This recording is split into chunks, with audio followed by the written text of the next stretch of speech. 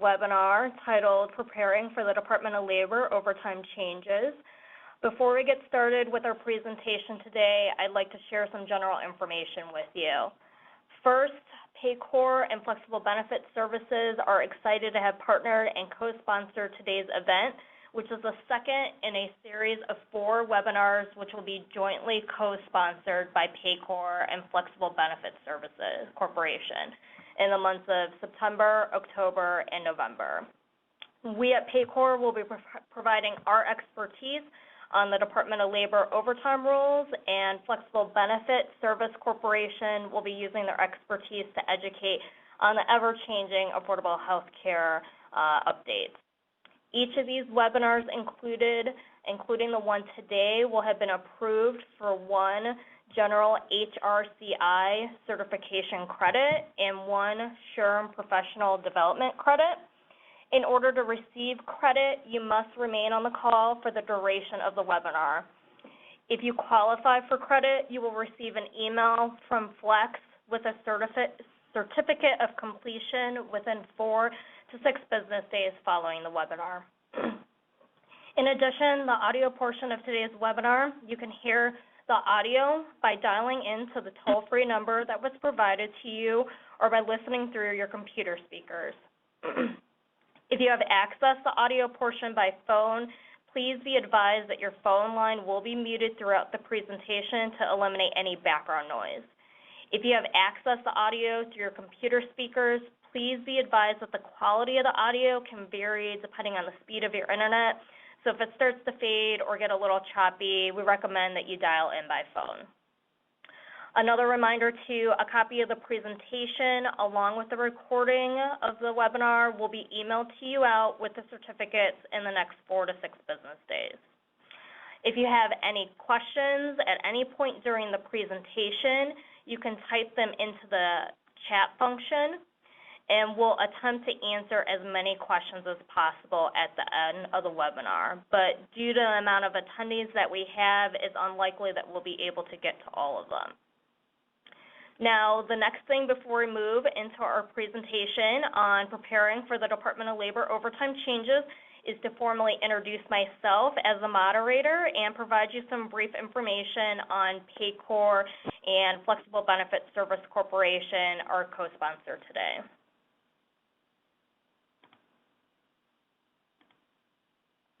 So I am Stephanie McGinnis. I am a major market sales executive here at Paycor within the industry for over the last 3 years, working from anywhere from small to really large business owners, so startups to over 1,000. And so my expertise today is a wide range of different size employers, and some of the examples I give are true to business folks that I meet with on a regular basis.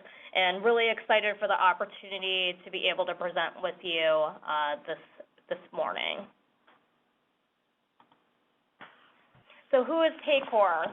Paycor is an owner-led, employee-owned company. We've been around since 1990 with over 31,000 clients. Again, varying from anywhere up to 1 to 1,000 to 2,000 employees.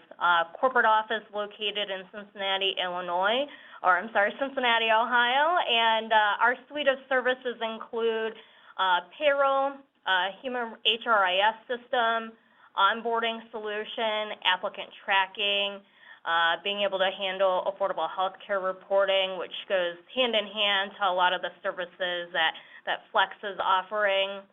We're known for our one-to-one customer service model and really servicing our clients, and our technology, which we've grown and built ourselves over all these years. Our conversations that we have with our clients and our goals when we meet with folks is really to find ways to help reduce costs within their business, help focus on ways to engage their employees by utilizing different tools, provide improved analytics, and improve compliance, which really goes hand in hand in our conversation this morning.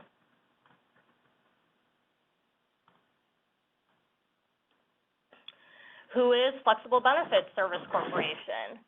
So Flex was founded in 1988, located in Rosemont, Illinois. They really have two key divisions within their business. The first being the consumer-driven accounts and compliance services. So those are services such as FSAs, HSAs, HRAs. On the health side, they also offer commuter plans, COBRA administration, ERISA, wrap document services, and cafeteria plans and more. And those services really go hand in hand too. One thing at Paycor, we don't offer those services, and so our partnership with Flex has been very important to when we go out and meet with clients to be able to offer those additional administration. And Flex has been a great partner to us in that end. Additionally, too, they do integrated debit cards, benefit portal, a mobile application, and provide educational resources such as this webinar series that we're doing today. Again, they have over 3,200 clients across all 50 states, and over 200,000 participants are included in that sense. Their second piece is also their general agency. So they have a concierge-like services for producers in the group, individual, and Medicare marketplaces, and they also provide assistance with sales, service, marketing, and business processing functions.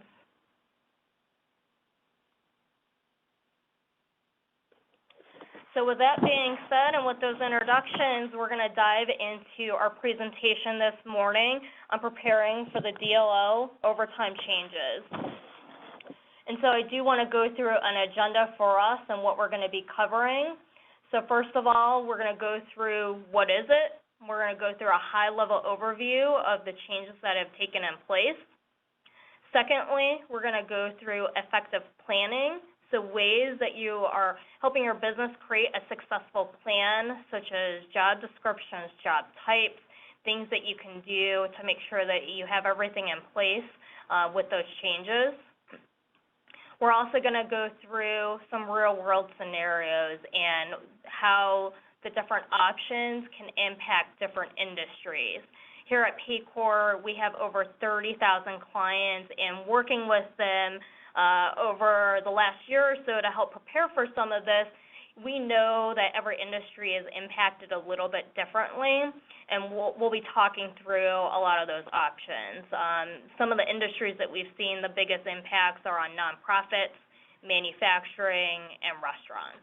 And then, of course, we will go through questions at the end. One thing I do want to go through is a quick legal disclaimer. I'll admit, obviously, I am not a lawyer, but today's presentation will cover a high-level overview of the white-collar exemption rule that's taken place. And if you consider, how this is going to affect your organization, every company has their own fingerprint, meaning every company is going to have each of their own jobs, each of their own roles, their own duties, what they consider exempt and non-exempt statuses, and every situation is going to be slightly different. Again, today will be a high-level overview of some of those updates, and if you're getting into more complicated situations or one-on-one questions on things, we highly suggest that you seek out legal counsel on what is going to be best for your organization. So what has changed? What is this new law? So on May 18th, the Department of Labor decided to increase the white-collar exemption rule, and they finalized that increase threshold from $455 a week to $913 a week. Really, on an annual basis, it's equating to over $23,000 previously, now to this $47,476 a year. And so you can tell the new figures are more than double what the original amount was. And you may be asking, what does this mean for you and your organization? And we're going to go through an explanation of that and how you could potentially be impacted. But the number has only moved 3 times since inception. So very big change in how that'll be impacted on you. As you can see, the employees who are affected by this law must be paid overtime for the hours that they work above 40 hours per week. So again, simplistically, it means under the final law, any salaried exempt employee who earns under $47,476 should be paid overtime for any additional hours that they work 40 per week. So you need to start paying those overtime hours for any employees that are working over that. And it creates a lot of work and a lot of different scenarios for employers on what they're going to do. Again, we know a lot of businesses will be affected, and in the scenario too, most white-collar businesses aren't necessarily tracking hours on these type of employees. It's always kind of been an honor system, or employees work the hours that they need to. So an employee who may previously have been exempt must now be classified as a non-exempt employee potentially. And so there's a couple things you really need to think about. Is one, you need to start tracking hours. Two, you need to start preparing to pay overtime if the scenarios will be in context and with what you're doing within your business. And so you can see it's going to be a very big change because we know many salaried employees, again, aren't managing and monitoring those hours, and you need to do some basic things to understand where you're going to be to make those adjustments. So some ask, why 47,476?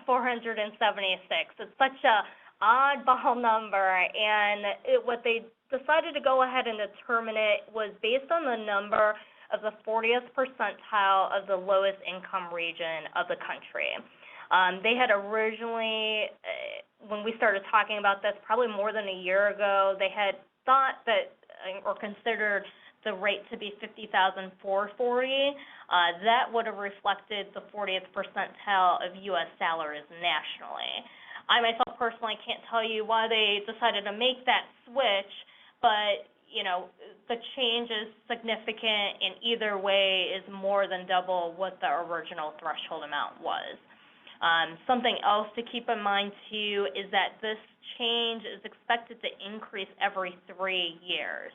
So in the past, we hadn't seen changes too often, going all the way back to 1970. You'd see a change maybe once every 10 years or so, but within this planning part of it, you'll have to keep that in mind in terms of what you're going to do moving forward. Again, too, listed in here, the old threshold of $23,600 for a family of 4 is really below the federal poverty line. And so, I think the government have recognized that we wanted to make some updates and some changes, and there was definitely a pretty big gap in between what a normal salary should look like. So as we go through, let's talk about why this is important in terms of a labor cost perspective. So, as you consider how it's going to affect your organization and which employees will fall under the bucket, it's very important to understand the amount of hours that an employee is working. You do not want to approximate the hours. And I have an example in here to kind of show what the impacts could be. So if I have an employee that's making $40,000 a year, and if they work 1 hour of unplanned overtime per week, I'm looking as an organization paying out just that one employee $1,500 per year. The question is, well, what if I have more than that? What if an employee is working 5 hours of overtime a week? That might be $7,500.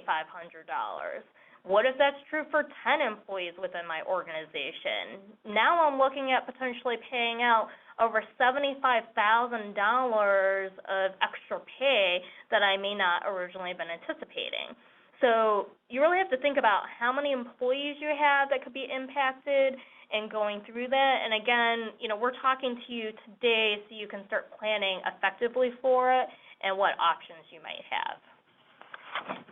So again, going through another example. So let's get a little bit more specific and start breaking it down. So if I stick with Bob's salary at $40,000 per year, but he works up to 50 hours per week, you can see, general calculation. I want to understand what his rate is per week, so I take the $40,000 divided about 52 weeks in a year. I get $769.23. but now I also have to factor in the extra 10 hours of overtime he works and that additional pay. So I see now that my new overtime for Bob is going to be $288.30. When I add up the two, I'm now looking at a weekly pay for him of over $1,000. So Bob's new annual approximate earnings is $54,991.56 versus what we had originally anticipated of $40,000. So again, you need to start preparing and tracking your employees' information to know what costs you might be looking at and how those impacts could be in effect within the business. If I go in here too, a couple more examples to hopefully help you relate a little bit and make this situation similar to what you're experiencing within your organization. So again, I can see here if Bob earns $45,000 a year, works 44 hours a week, his new estimated pay could be about $51,000. So again, you're talking about $6,000 in an increase of pay. If you go further down the line, $30,000 a year at 48 hours a week, he's looking now closer to that $40,000 range. Now that's almost $10,000 of an increase. I'm going to skip to that last one down here at $35,000 a year, 60 hours a week. His new estimated pay would be $61,000. That's almost double what his original earnings is. So you can see how knowing the amount of hours an employee works is going to drastically affect what that new annual pay is going to look like. And hopefully, this helps you understand, and as we're going through this, knowing how those employees will be affected and what it's going to mean to your organization. So again, what does it mean for your organization? As I mentioned here at Paycor, we have over 30,000 clients, and we know about 65% of our clients will be affected. Some clients really may only have one employee that's going to be impacted. Some may have dozens. Everyone's a little bit different. And so, again, you're going to want to plan effectively for it and knowing what's going to be best. With the amount of people we have on this presentation, probably easily at least 2 out of the 3 will most likely be impacted, and maybe even more than that, just because you've taken the time to sit in on this and make sure that you're well educated with these changes. So we get a lot of questions on penalties. What if I just decide maybe I just won't pay these people, or I'm going to find a way around this and just avoid it. That you're getting yourself in trouble if that's the mindset that you're wanting to take, because the potential penalties are huge. What happens is if I don't do any planning for it or choose not to, again, some significant things that could happen. So as an employer, you're required to provide the burden of proof at any point. So I have an example where, I can be an employee, and let's say in 2 years or so I decide, or, kind of on rough times, things aren't going well, and I realize from my previous employer they weren't paying me properly out.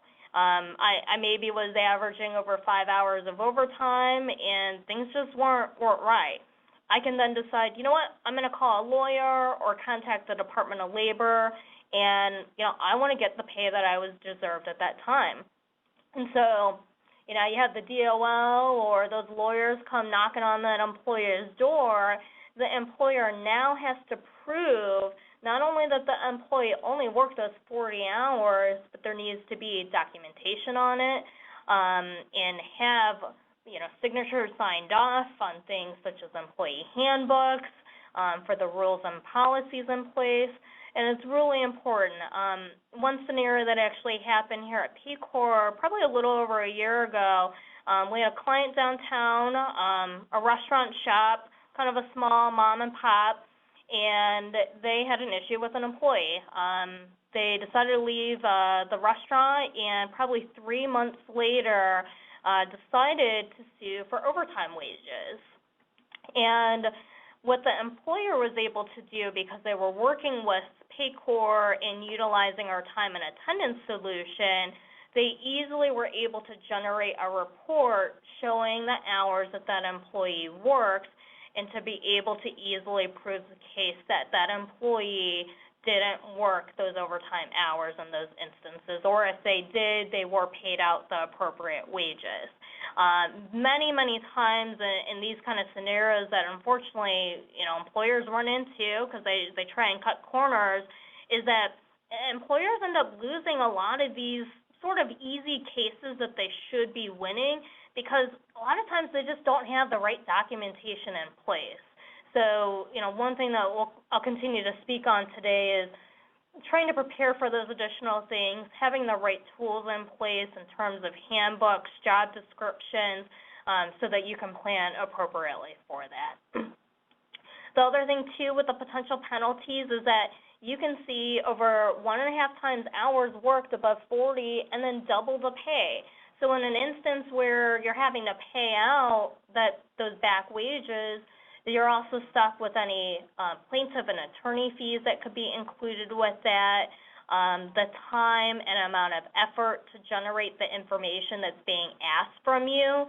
And typically what ends up happening is there can sometimes be a class action lawsuit by other employees to that employer, depending on how deep that situation is going. I know a lot of times here in the Chicagoland area, I see a lot of restaurants get nailed with some of these back wages on their employees and not calculating out correctly. And again, the other issue is too, penalties can go back up to 3 years, 5 years in some states, but not past December 1st of 2016. So again, important to be able to have things in place and be able to start planning for things accordingly. And as I mentioned too, again, really, how can I get caught in a situation like this? Who is going to know? Some employers, they just think, I'm going to go the Wild West style and do what I want to do, but I have a couple of screenshots here of a mobile app that the Department of Labor has created to make it easier for employees to be able to track your hours. So maybe as an employer, you're not having employees do it. Just know that there are tools out there for employees to be able to do it on their own. Especially for whatever reason, if there's a trust factor there between the employee and the employer. But you can see in here, it's as easy as a push of a button to hit that send email on the hours that employee is tracking. There's also easy access to a phone number and email for that employee to give a call if there are any disputes or concerns that they may have. So technology has made it easier for employees to track and report that information. And so again, for those on the call, I'm sure a lot of you are business owners, there should be concerns over how you're currently being able to manage that and what your employees are doing. So the timing is kind of interesting with all these changes. To kind of give you a little bit of background of where all of this came up is that on March 14th, earlier this year, the Department of Labor submitted the final rule to the Office of Management and Budget. On May 18th, the Department of Labor shared their findings and regulations. And as stated in the new changes, December 1st is when organizations must begin to comply, and it's not retroactive. So for those on the call, we're looking at today's October 4th. Really at this point now, it's important for you after today you have to have a decision on what your organization is going to plan to do to start managing this. And with one of those being, how are you going to start tracking hours? And once you start doing that, you need to start having some implementation plans in place and have a decision soon so you can start having those conversations with your employees. As I mentioned earlier, these updates will occur every 3 years. So the next update will occur on January 1st of 2020 and is expected to exceed $51,000. So as you're planning for this, that's something else too that you may need to consider depending on where your employees fall within the new threshold.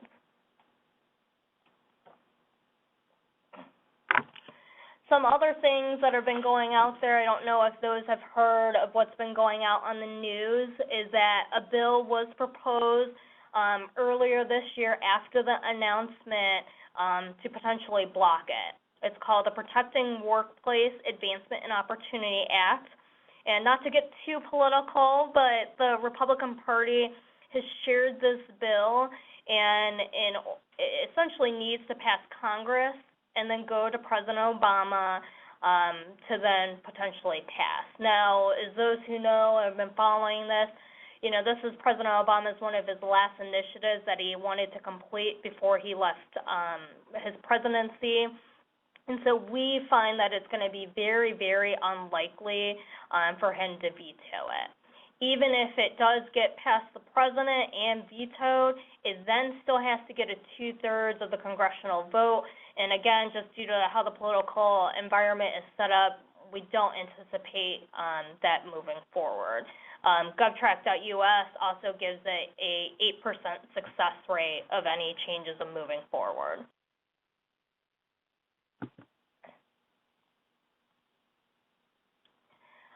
Something else recently, too, just to kind of, on the news last week, some more things that have come up.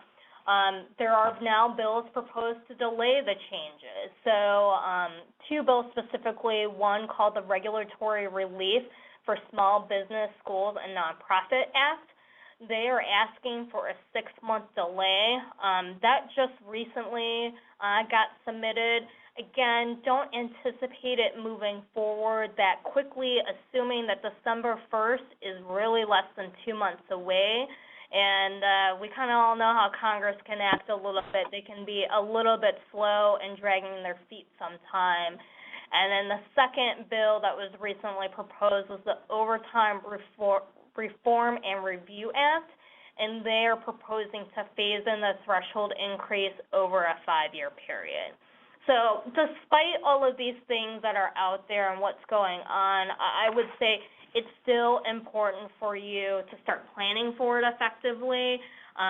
We don't know what's going to happen, but it's safe to assume that the December 1st deadline will continue to stay in place.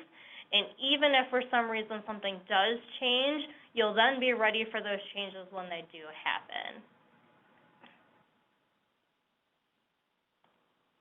The last piece in here, too, last week also, several states issued a lawsuit within their state.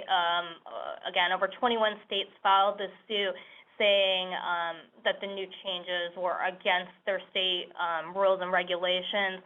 Again, not sure how quickly this will move, and as I mentioned before, too, it's most important to be able to just plan for it effectively. So if you take anything away of our time together today, the most important thing is you need a plan. Even if it's only spending a couple of hours or a little bit of time, you need action steps to be able to start planning effectively and what you're going to do with your staff.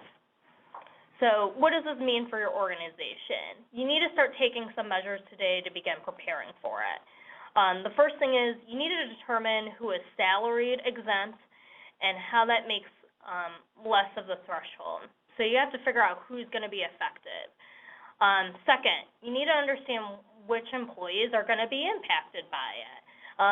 Some may be close to the threshold. You may only have 2 employees. Everyone's going to be a little bit different, and job titles will be impacted. So you may have 2 employees with the same job title, but they're going to be impacted differently. So you'll have to have some reporting, some information to be able to determine that. And then third, determine the hours they work and start tracking your salaried employee now. I cannot emphasize that enough because, again, the hours and the ranges are really going to impact the decisions that you're going to be able to make. Additionally, too, you're going to want data to go as far back as possible. So again, in any of those audit instances, you have the right and appropriate data for yourself. One thing, as I mentioned earlier, reporting is something that's really important to have in place. This is just kind of a quick snapshot on what we're able to offer, but what I would recommend for yourselves Depending on who your payroll provider is, I would ask and find out what kind of reporting that they have available for you. I know on our end we've created a specific Department of Labor report called the DOL Employees Affected Report, and essentially you'll see here these are really probably the standard fields that you would need and want to determine and understand what's going on within the organization. Employee name, annualized salary, hours worked, weekly pay rate, hourly pay rate, any overtime. The overtime is important too in doing the calculation.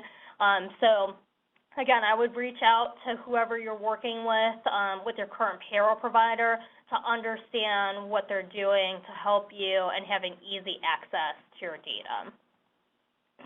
We've also talked a little bit about being able to track employees' hours. Again, just a brief snapshot of kind of what we're doing for our clients, but if you are affected in these changes, you need to start thinking about how you're going to track the hours. Our recommendation is an electronic solution of some sort because it's a bulletproof audit system in place, and you'll continuously have that data easy for you to go back to. The last thing you want to do is go back to that example that we had earlier where you're not sure on the hours, you're having to pay out different rates for employees. And so again, I would reach out to whoever you're partnering with, maybe potentially on the payroll solution side, to see what solutions that they have in place. So again, you really need to consider the options, and there's a couple different scenarios that you can go through to determine what's going to be best for you and the organization. Again, every employee is going to be impacted differently on this, and so you're going to have to go through a couple different scenarios. So number one, you have the option of reclassifying affected employees and pay them the overtime. We don't anticipate a lot of businesses doing this just because that overtime could be pretty drastic depending on those hours that they might be. And classifying them from exempt to non-exempt can vary depending on the rules that they have. So it's really going to be dependent on the scenarios within the business and what's going on. The second option is reclassify employees from salary to an hourly rate, and then adjust the hourly rate to reflect the expected overtime hours that are in place. This can start to get a little complicated, and I'll go through some examples on the next couple of slides to how to do that, but we are seeing a lot of folks go this route to be most cost effective. Your third option is you could bump up the affected employee salary to the new threshold of $47,476. So this could really be helpful depending on where the employee is at. If they're making just under that rate at $45,000, could be most effective for them.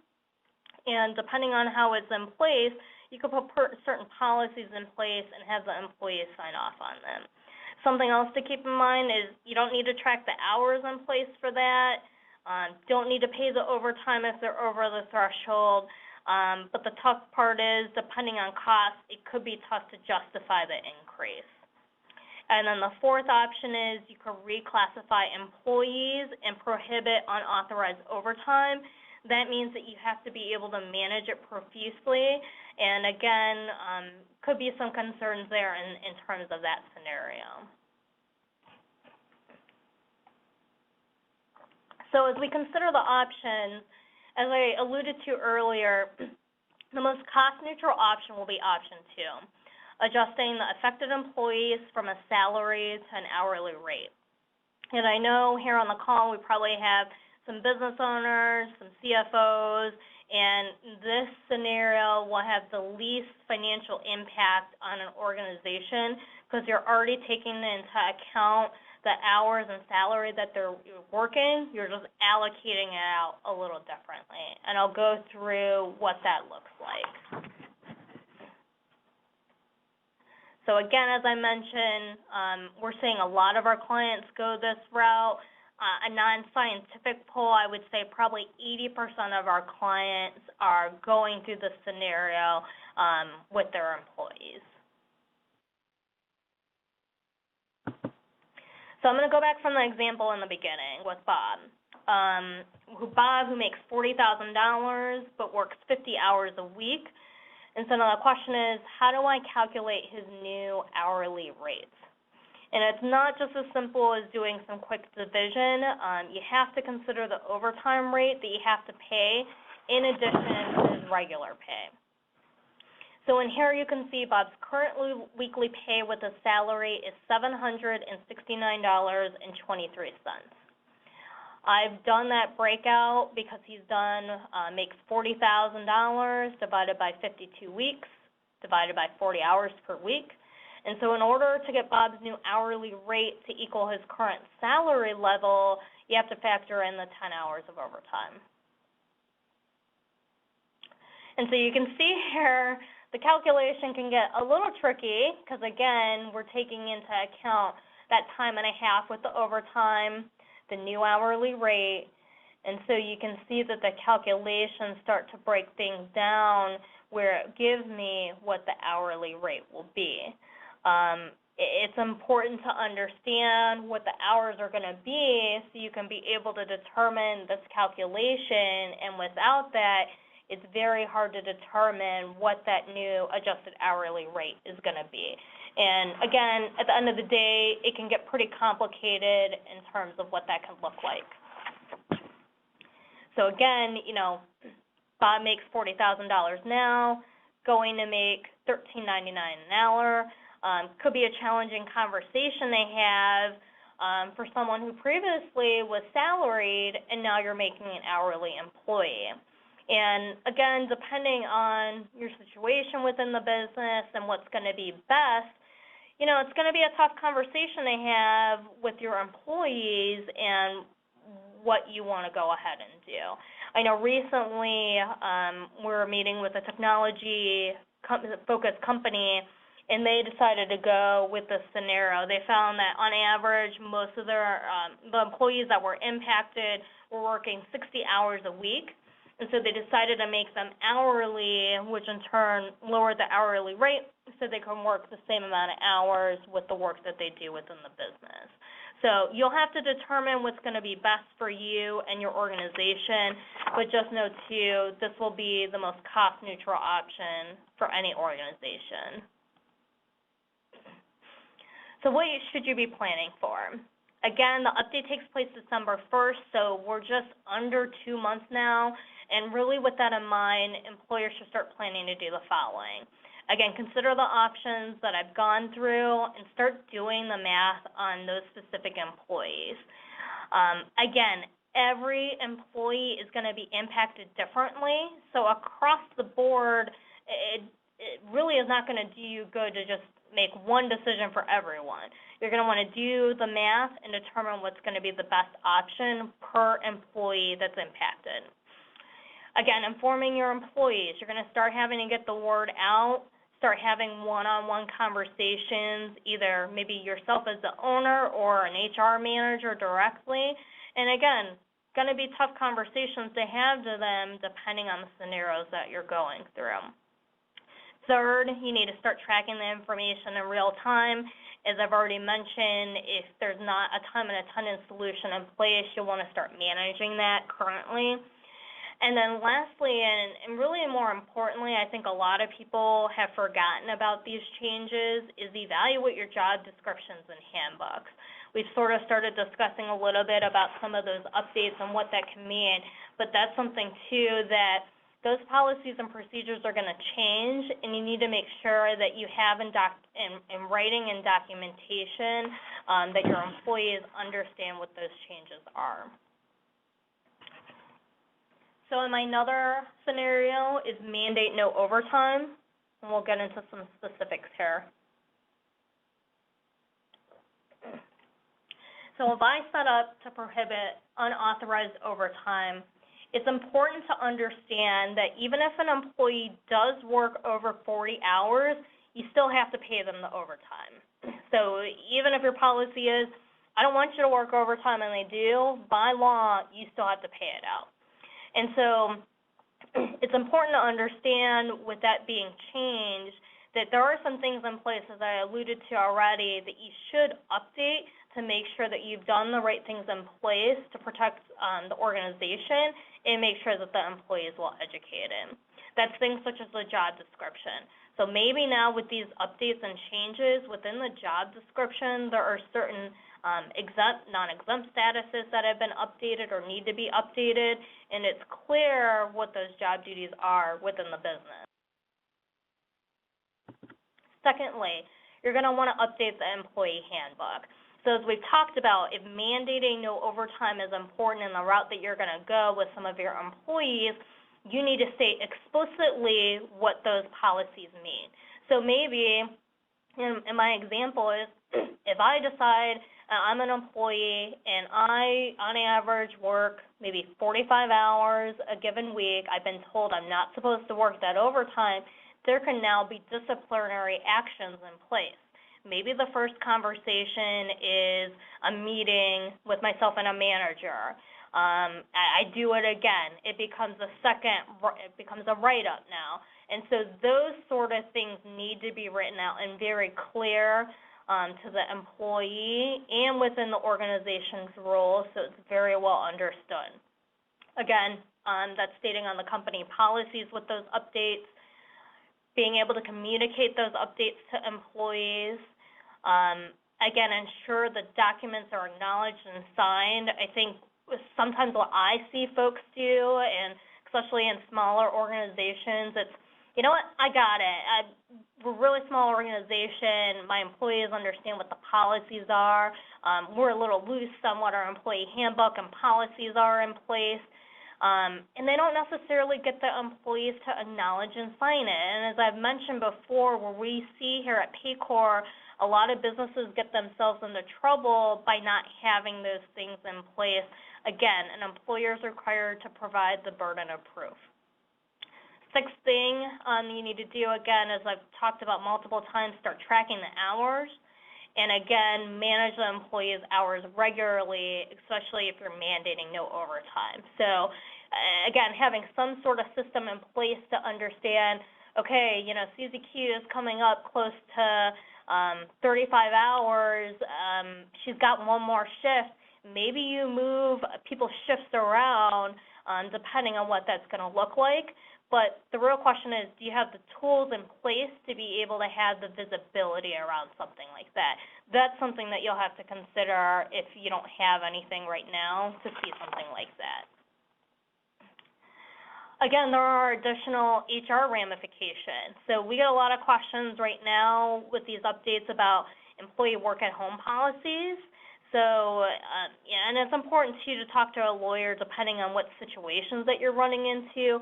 But, you know, myself, I'm an outside sales rep. And I'll tell you, outside sales reps are exempt from this rule.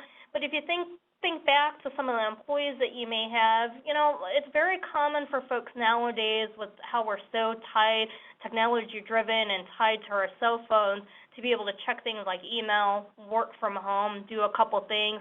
You know, maybe after I put the kids to bed from 7 to 8, I do a little bit of work, and, you know, I log into the system. But now with this update, you're going to have to account for those hours because technically those employees need to be compensated for that work.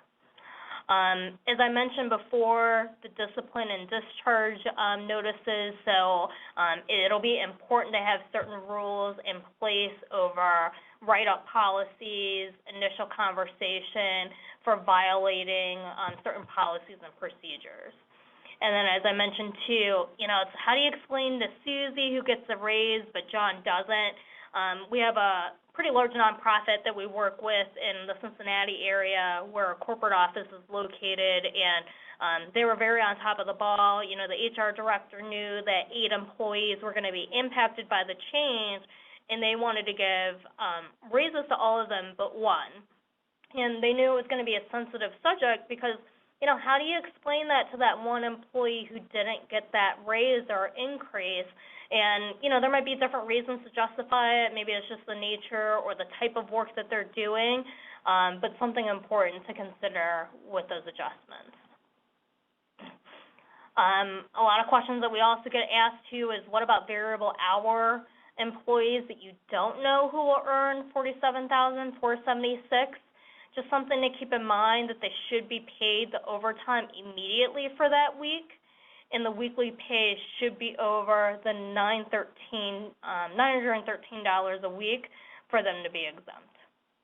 I also alluded to earlier, folks such as myself, what about commission inside salespeople specifically?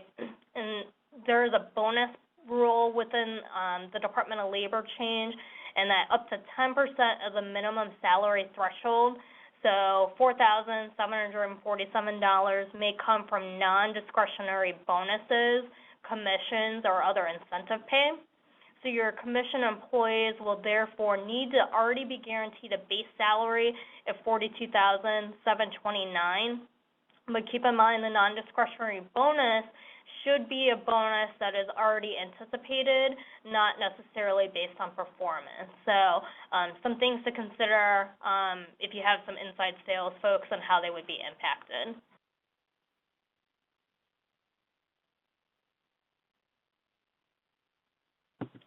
Okay, so we've gone through kind of the different options that you have as an employer, and now we need to be able to start tracking the information in real time and kind of going through those overtimes and what I'm expecting.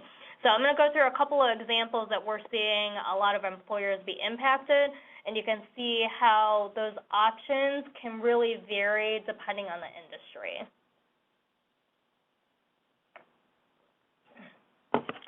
So in my first example, I have a nonprofit leader, and they make $40,000 a year salary. They can work anywhere from 50 to 60 hours in a given week, and they have one of two full-time employees on hand. So as we talked about in the different scenarios, the first scenario being, gosh, they work a lot of extra overtime. Maybe for me as a nonprofit, I'll just eliminate that. That'll help me solve this problem I have. And so if I mandate no overtime, I'm looking at losing anywhere from 520 up to over 1,000 hours in lost time because I'm trying to put that policy in place. That's a lot, because if you think about nonprofit organizations, their hours can really vary depending on the events that they're hosting, the fundraisers that they're doing, and so their hours can be a little unpredictable, and it can be hard for you to be able to say, you know what, you can't work overtime, and they have this huge fundraising event that they're trying to put on. That might not be the best scenario. The second option in the upper right-hand corner is, you know what, well, maybe I decide I pay out overtime hours instead. So again, we know that they work anywhere from 50 to 60 hours in a given week. That means that overtime pay could be anywhere from $15,000 to $30,000 annually. Again, if I think about the nonprofits that we work with here locally and across the country, that's a huge impact on the bottom line. And let's face it, that's not sustainable. That's not money that they have extra that they can pull out of their pocket to give to this employee. If I look at the example in the bottom right-hand corner, adjusting to an hourly rate, you can see here I have a spectrum. So if I know that the employee is working on average 60 hours a week, I can make their adjusted hourly rate to be $10.99 an hour. If I know that they're doing about 50 hours a week, their adjusted hourly rate is $13.99 an hour. So again, both of those scenarios give me the option to get them very similar to what they were making at the $40,000 mark. And it, again, is going to be important to know really where do they fall within those hours to know, am I going to pay them $10.99 an hour or $13.99 an hour? And as we've talked before, you're going to have to have that tough conversation of, how I went from being a salaried employee to an hourly employee. And so you can tell that an employer and an organization is going to have Real decision tree and real options to have to go through to determine what's going to be best. So if I go here, we know a little different scenario. We know manufacturers are going to be highly impacted too by these changes. So in this example I have here, this plant worker makes $36,000 salary in a year. We know that he works 45 hours a week, and there are about 40 employees that are going to be impacted by this change. So if I look at the bottom left-hand corner in my example, again, deciding to mandate no overtime, again, we're looking at significant hours lost because of that, over 10,000 hours. And when I think of the type of businesses that are running and productivity that needs to be done, that can't be feasible because that time lost is most likely revenue loss within the business if they don't have product or things going out to their customers. So maybe that's not the best option for me. If I look in the upper right-hand corner, I have, okay, well, what happens if I decide to mandate no overtime? I don't pay out any of those hours, and, maybe for me, I decide to add employees. That could be an option too, depending on what happens, because I know I'm going to lose those 10,000 hours, but maybe it's worthwhile for me to add more employees to make that compensation. In the bottom right-hand corner, you can see how that has a big impact on what can happen. So if I decide to add 5 employees, I know the cost to me as the employer is going to be about $180,000 in expenses. Employees are an expense. And that's not including things such as benefits, training, background checks, all of the things that go into hiring a new employee. If I look on the other end of the spectrum, though, if I decide to pay out the overtime for the employees I currently have in place, that's going to cost me over $270,000. So, if I'm looking at this from an employer perspective, gosh, 180 sounds a lot better than 270, even given some of those additional expenses that I have. So that, for me, might be the best option that I'm going to go through. So again, you can kind of see the kind of walkthrough and conversations that you'll have to have as an organization to determine what's going to be best. My next scenario that I have is restaurants. Again, we talked about restaurants we know are going to be highly impacted, and especially restaurant managers. They can sometimes tend to be paid on the lower side, and in this scenario, we have them being paid $37,440. We don't exactly know what hours that they work on a given basis because they're always there. And so if I go through the scenarios, I can look and say, maybe I'm going to bump up the pay to $47,476. That's an increase of over $10,000 a year, about 26.8%. That might be worthwhile. I'm not sure yet. If I look at adding the cost of paying overtime, that too can have a pretty large spectrum. So again, I don't know how many hours that they're working, but if they work on the low end, just an extra hour, I have to pay out about $1,400 in a year. That's not too bad, but I think all of us know and realize that most restaurant managers probably are working closer in that 60-hour range. If I'm paying out overtime, I'm looking at almost $30,000. That's it's more than double of what they're currently paying. Again, knowing the hours is going to make a big impact on the decision.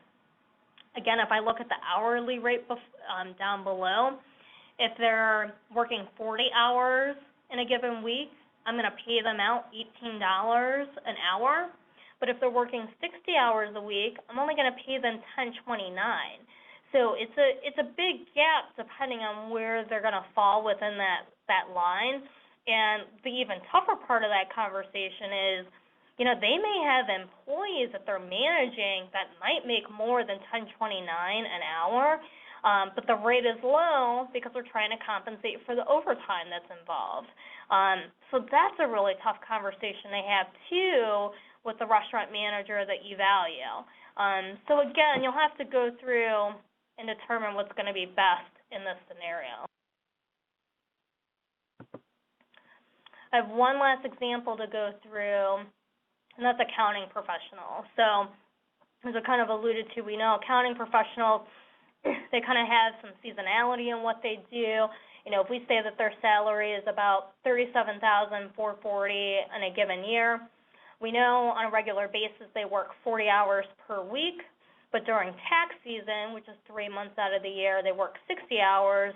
I can determine what that adjusted hourly rate can be, anywhere from $18 an hour to $27 an hour. In one of my scenarios, I can decide, you know what, maybe I'll just bump them up, as we saw in the last one, about a $10,000 increase, 26.8% over the course of a year. If I look at the added cost of paying overtime, so as in my example earlier, you'll need to pay out that overtime when it happens in that given year. We know the regular pay won't change, but during tax season, they could see some overtime that comes into account. So their annual cost to pay could be $47,520, with that being taken into account. And then we also have, again, down below, the hourly rate, $18 regular at 40 hours, and then $10.29 an hour given 60 hours a week. So I hope these scenarios have helped to kind of give you an idea of how you should go about determining what's going to be best for you and your organization. I did want to point out that within any kind of change, there are some exceptions to the rule, and there are some employees that are not affected by this. So again, non-exempt employees are included in this.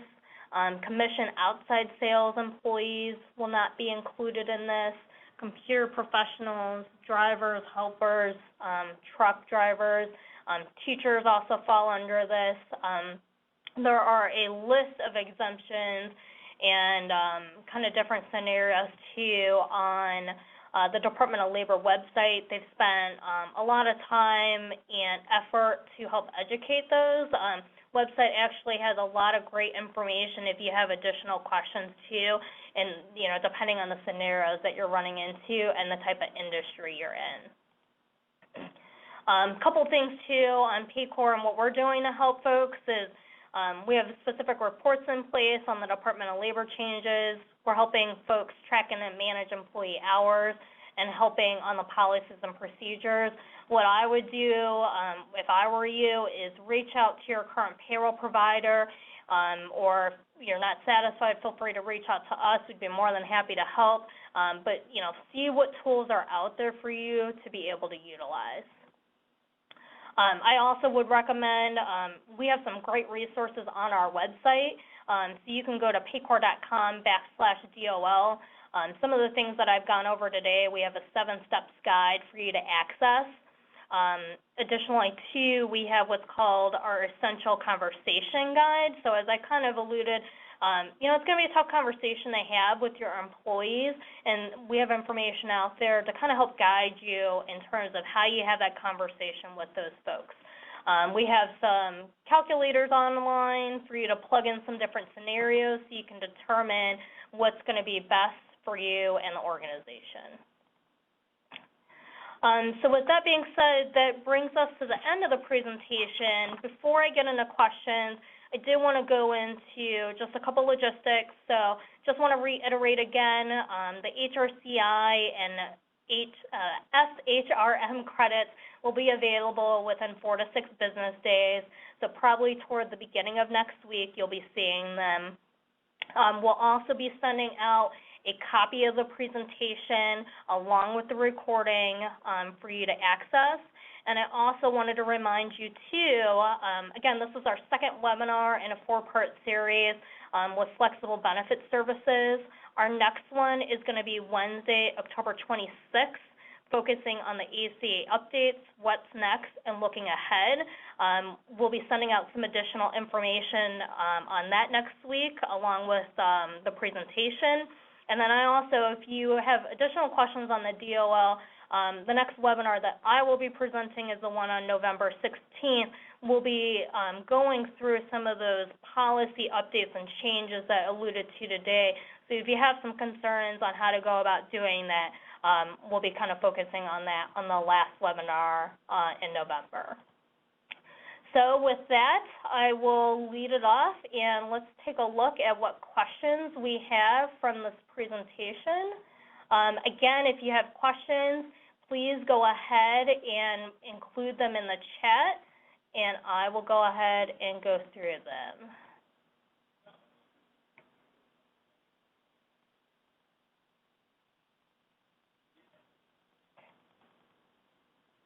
So I see a question in here, is this different for California employees? No, it's not. This does impact all 50 states in terms of those changes and the impacts. I don't believe that there's anything additional in terms of those changes that have come up.